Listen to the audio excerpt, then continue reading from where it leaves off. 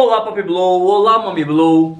O nosso código fala assim: é consumidor aquele que adquire ou utiliza como destinatário final. O que vem a ser destinatário final?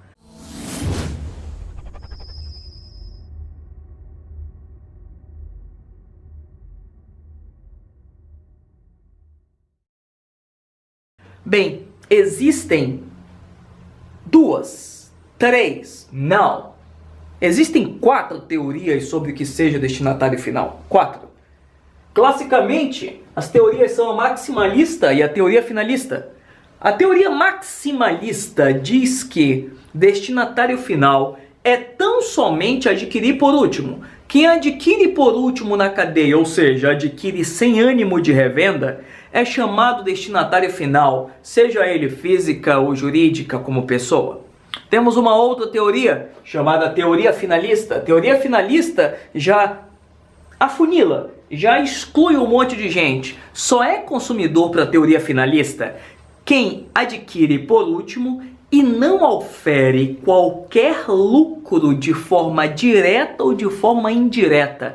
Essa teoria finalista, que na minha opinião está muito errada, diz o seguinte: teoricamente, se você compra um notebook numa loja e você é um profissional liberal, você é um economista, você é um advogado, e se você utiliza esse computador no seu trabalho, você já não é consumidor dessa loja, porque você está oferindo um lucro indireto através daquilo, ainda que você tenha adquirido sem ânimo de revenda. Então, para a teoria maximalista, basta adquirir sem ânimo de repassar adiante. E para a teoria finalista, não basta adquirir sem ânimo de revenda. Precisa ter também a certeza de que não há qualquer lucro direto ou indireto com o uso daquilo.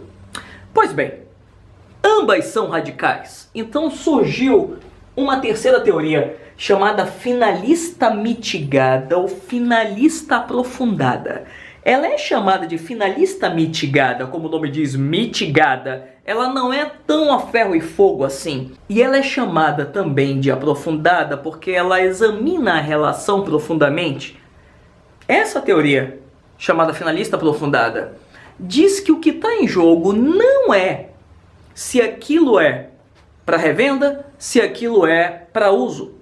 O que determina se aquilo é relação de consumo é a extrema vulnerabilidade entre aquele que está fornecendo e aquele que está adquirindo. Então, se tiver algo desigual, grande e pequeno, igual aquilo que eu falei na primeira aula, que uma relação de consumo é aquela transação de bens e atividade entre o grande e o pequeno. Pois é, se houver essa grande disparidade assim, então já seria isso o destinatário final para fins do CDC.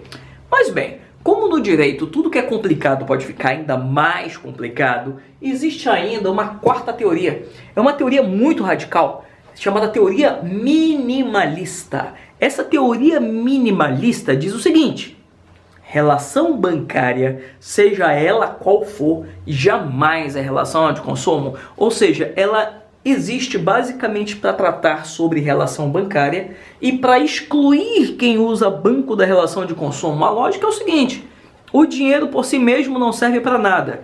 Quem tem dinheiro sempre usa o dinheiro para alguma coisa. Logo, não pode ser consumidor. É a cabeça da galera que defende essa teoria filha da mãe, que foi feita para excluir todo mundo do CDC. Parece até que foi uma teoria feita sob medida pelos bancos para excluir sua clientela da relação de consumo. Bem, como a gente nunca sabe, é um dos infernos do direito, a gente nunca sabe o que o julgador vai pensar, vai que de repente essa teoria começa a pegar.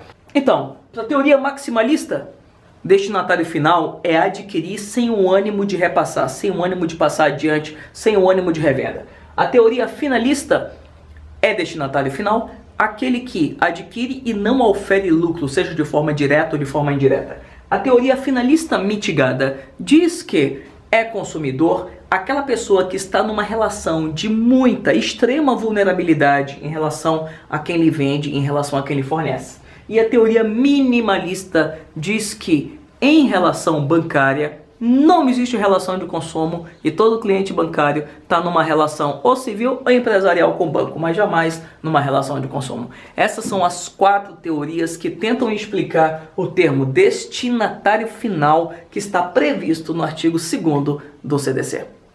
É isso. É isso, é isso. Assista e curta, favorite, é isso. É isso, é isso.